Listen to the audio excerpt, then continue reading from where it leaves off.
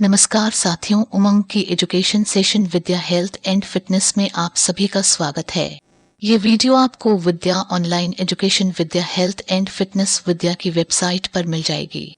आप हमारे YouTube channel को सब्सक्राइब कर लीजिए और हमारी वेबसाइट पर एक बार विजिट जरूर करें। धन्यवाद। ये वीडियो इस चैनल का पहला वीडियो है। आज हम सीखेंगे प्रोटीन के बारे में। धन्यवाद। प्रोटीन दोस्तों, इसका नाम इंग्लिश में भी प्रोटीन ही कहते हैं, यानी जिसकी स्पेलिंग होती है PROTEINS, प्रोटीन्स, राइट। चलिए देखते हैं प्रोटीन किसे कहते हैं। दोस्तों, प्रोटीन को अगर हम अच्छे तरीके से डिस्कस करें, समझें, तो प्रोटीन जटिल नाइट्रोजन पदार्थ है, नाइट्रोजन युक्त पदार्थ है, जो कि लगभग 20 तरीके के अमीनो अम्लों के संयोग से बनता है। मैं आपको बता दूं कि 10 अमीनो अम्ल हमारे शरीर में पाए जाते हैं और 10 अमीनो अम्ल हमारे भोजन के मात्रा से जाते हैं, ठीक है। जो 10 अमीनो अम्ल हमारे शरीर में जाते हैं, वो अमीनो अम्ल संयोग करते हैं नाइट्रोजन के साथ, तो उसके साथ ही हमारे जो प्रोटीन्स का निर्माण होता है। अब प्रोटीन कार्य क्या करता है, हम इसे समझते हैं और इसके बाद हम स्ट्रक्चर के बारे में बात करेंगे कि प्रोटीन का स्ट्रक्चर कैसा होता है। दोस्तों, प्रोटीन जो है हमारे शरीर में करीब 15%, करीब 15% प्रोटीन होता है, यानी हमारे शरीर का जो भाग होता है वो लगभग 15% भाग प्रोटीन से बना होता है। प्रोटीन करता क्या है? तो दोस्तों, प्रोटीन जो है शारीरिक वृद्धि एवं जो शरीर में वृद्धि का काम करता है, ठीक है। प्रोटीन में कुछ ऊर्जा भी प्राप्त होती है, जिसे ऊर्जा की जो लगभग मात्रा होती है वो 4.3 होती है, जो कि हमारे शरीर में वृद्धि का काम करती है, ठीक है। प्रोटीन का उपयोग मुख्य रूप से किसको हो सकता है? सबसे पहले प्रोटीन का सबसे पहले शिशुओं यानी बच्चों को ज़रूरत पड़ती है सबसे ज़्यादा, और उसके बाद जब हमारे शरीर में चोट लगती है तो सबसे ज़्यादा प्रोटीन की ज़रूरत पड़ती है जो यंग यानी युवा लोग होते हैं, और जो बूढ़े होते हैं उनके शरीर में भी प्रोटीन की ज़रूरत पड़ती है, क्योंकि कोशिकाएं बहुत तेज़ी से मरती हैं, ठीक है। और प्रोटीन का काम क्या होता है? सबसे पहली चीज़, जो हमारे शरीर में कोशिकाएं मर जाती हैं उनका मरम्मत करना होता है, यानी उनको हटा के उनके स्थान पे नई कोशिकाओं को जन्म देना होता है। और जो हमारे शरीर में पाचन क्रियाएं होती हैं, जो जटिल पाचन क्रियाएं होती हैं, उनका एंजाइम का कार्य भी प्रोटीन करता है। हमारा प्रोटीन हार्मोन्स को संश्लेषण में भी भाग लेता है। हीमोग्लोबिन के रूप में यह शरीर में गैसीय संवहन का भी कार्य करता है, यानी हीमोग्लोबिन के रूप में गैसीय अवस्था में यह प्रोटीन कार्य करता है। और सबसे बड़ी चीज़, एंटीबॉडीज़ के रूप में यह हमारे शरीर में सुरक्षा प्रदान करता है, जो आज के समय में बहुत ज़रूरी है कोविड-19 के टाइम में। तो ये हो गया प्रोटीन के कार्यों के बारे में। चलिए अब हम बात करेंगे प्रोटीन के स्रोत के बारे में। प्रोटीन मिलता कहाँ से है? सबसे पहले दूध, अंडा, बादाम, सोयाबीन, पनीर, मांस, मछली, अंडे, दाल और मशरूम, दूध, इन सभी चीज़ों से जो है प्रोटीन मिलती है। अगर हम ध्यान से समझें तो लगभग जो हमारे खाने की वस्तुएं हैं उसमें प्रोटीन बड़ी मात्रा में पाई जाती है। यानी अगर हम एक नॉर्मल व्यक्ति है, जो युवा पीढ़ी है, जो युवा व्यक्ति होता है, उसको एक्स्ट्रा प्रोटीन लेने की कोई बहुत ज़्यादा ज़रूरत नहीं पड़ती, उसको प्रोटीन ऑलरेडी मिल जाती है। अब हम अगर समझें कि प्रोटीन सबसे ज़्यादा ज़रूरत पड़ती है अगर आप मसल बनाना चाहते हैं, तो आपको प्रोटीन की ज़रूरत पड़ती है।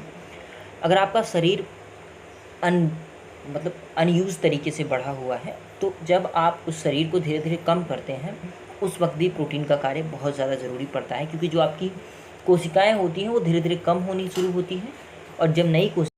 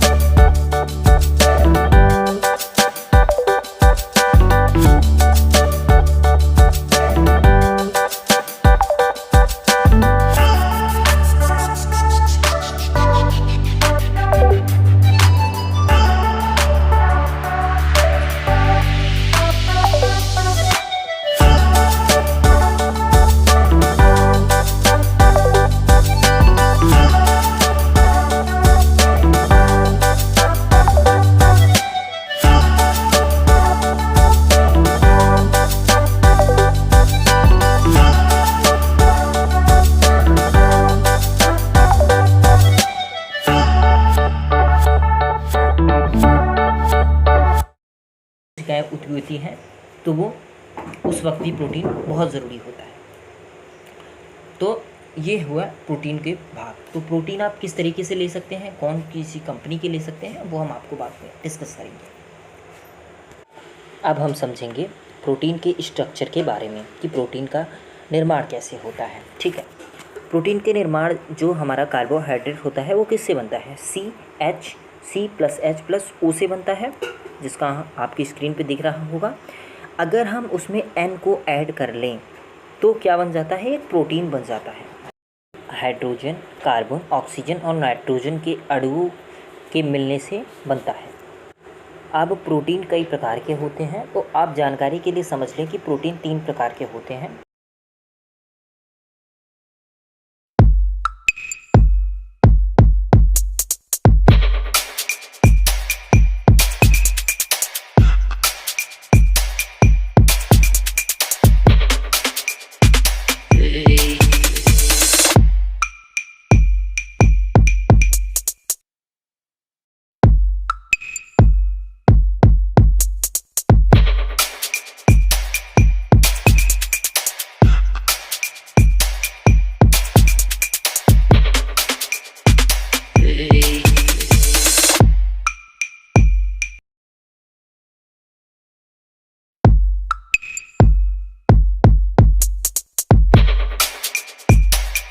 मुख्यतः पहला होता है सरल प्रोटीन।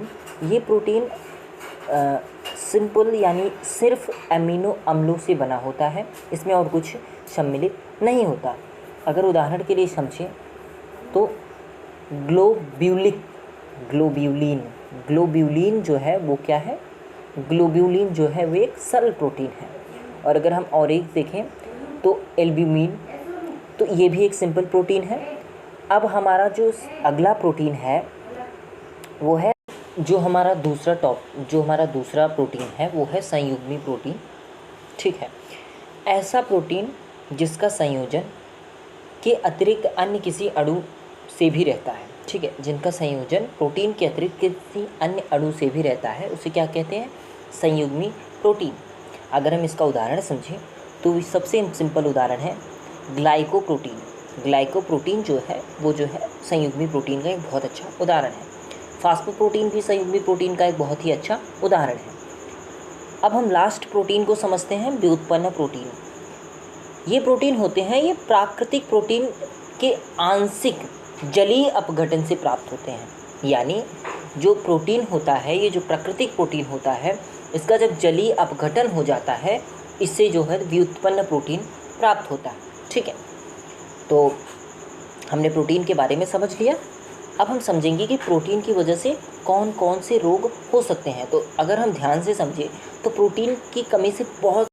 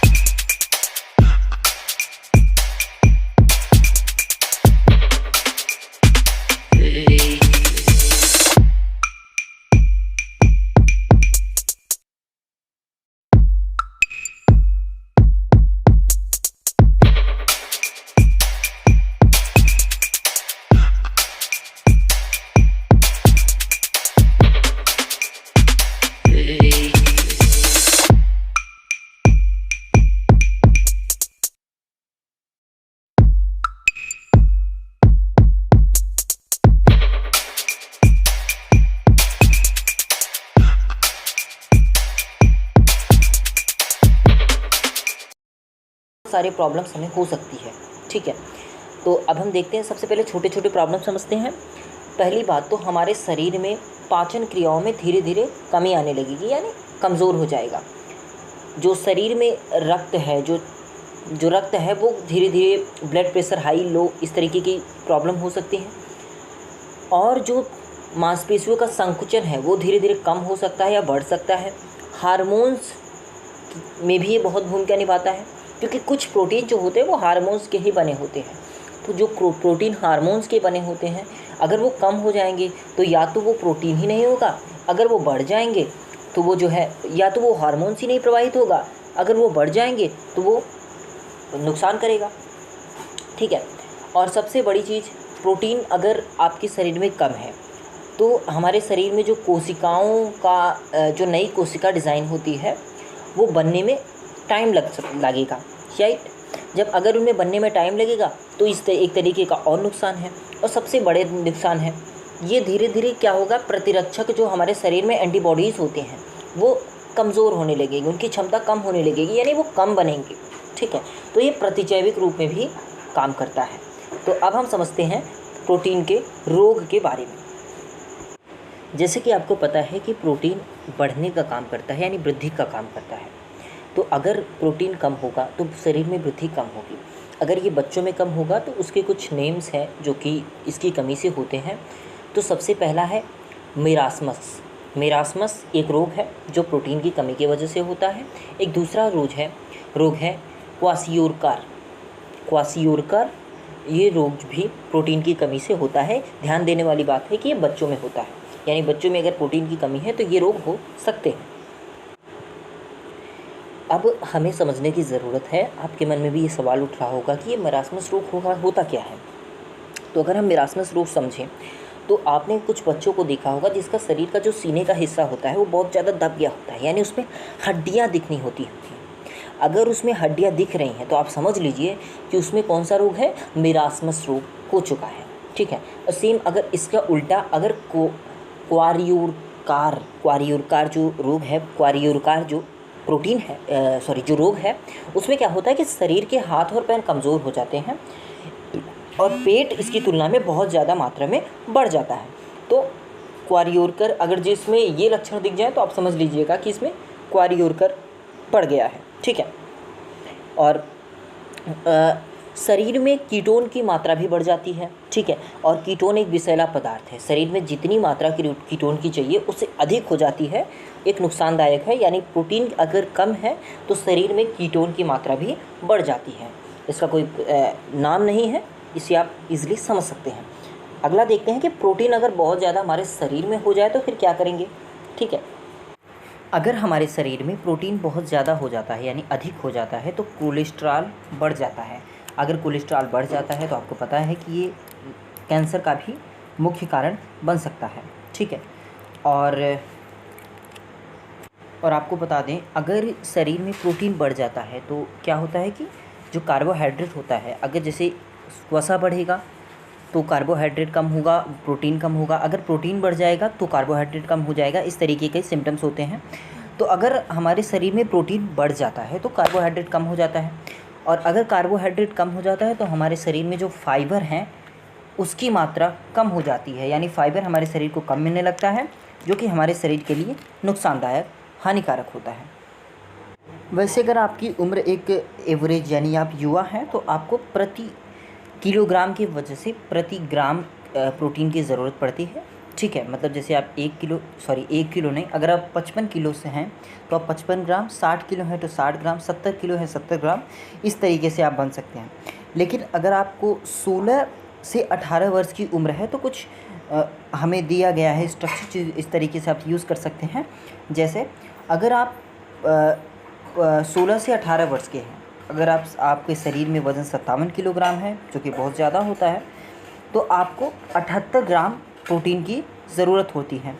अगर आप एक महिला हैं और आपकी उम्र सेम है तो आप 50 किलोग्राम की हो सकती हैं, तो आपको रेगुलर 63 ग्राम प्रोटीन की ज़रूरत पड़ेगी। गर्भवती महिलाओं के लिए 63 ग्राम, 63 ग्राम, और जो स्तनपान कराती हैं उनको 75 ग्राम प्रोटीन की पर डे ज़रूरत पड़ती है, रेगुलर ज़रूरत पड़ती है। ठीक है, तो अब हम समझते हैं कि अगर हमारे शरीर में प्रोटीन बढ़ गया है तो हम कैसे कम करेंगे। ये काफ़ी ज़रूरी होता है और ये बहुत ही कम मात्रा में देखने को मिलता है। किडनी वाले पेशेंट्स के लिए ये काफ़ी ज़रूरी होता है। तो चलिए देखते हैं। अगर हम समझें तो आप ऐसी चीज़ों को कम से कम खाएं, क्योंकि होता है तो सभी चीज़ों में प्रोटीन।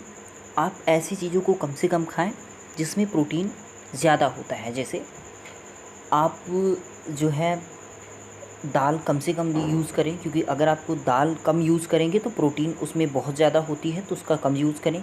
सोयाबीन का यूज़ बिल्कुल भी मत करें। अंडे खाएं, अंडे का जो वाइट कलर होता है वो खाएं, जो येलो कलर होता है, जो पीला कलर होता है उसको मत खाएं, क्योंकि जो वाइट कलर होता है वो हाई प्रोटीन होता है, वो आपके शरीर में वृद्धि के काम आ जाता है, जो कि ज़रूरी है। लेकिन जो येलो कलर होता है वो बिल्कुल ना करें, वो बिल्कुल ना खाएं। और आप चिकन खा सकते हैं, क्योंकि चिकन में प्रोटीन कम होता है, लेकिन आप ऐसे चिकन का यूज़ मत करें जिसमें कि आप बहुत ज़्यादा तेल वगैरह इन सब चीज़ों का यूज़ करते हैं, मसाले बहुत ज़्यादा डालते हैं, तो इन सब चीज़ों का यूज़ ना करें और मसाले की कमी करें, क्योंकि इससे भी प्रोटीन में बढ़ोतरी बहुत तेज़ी से होती है। तो ये वीडियो शिक्षा के पर्पज़ से बिल्कुल नहीं बनाया गया है, यह आपको नॉर्मल जानकारी के लिए बनाया गया है। अगर आपको शिक्षा के पर्पज़ से कोई भी वीडियोस चाहिए, एजुकेशनल वीडियोस, तो आप हमारे यूट्यूब के चैनल विद्या ऑनलाइन एजुकेशन पे जा सकते हैं। इसका लिंक आपको वीडियो के डिस्क्रिप्शन में मिल जाएगा। मिलेंगे किसी अगली वीडियो में, तब तक के लिए धन्यवाद, नमस्कार।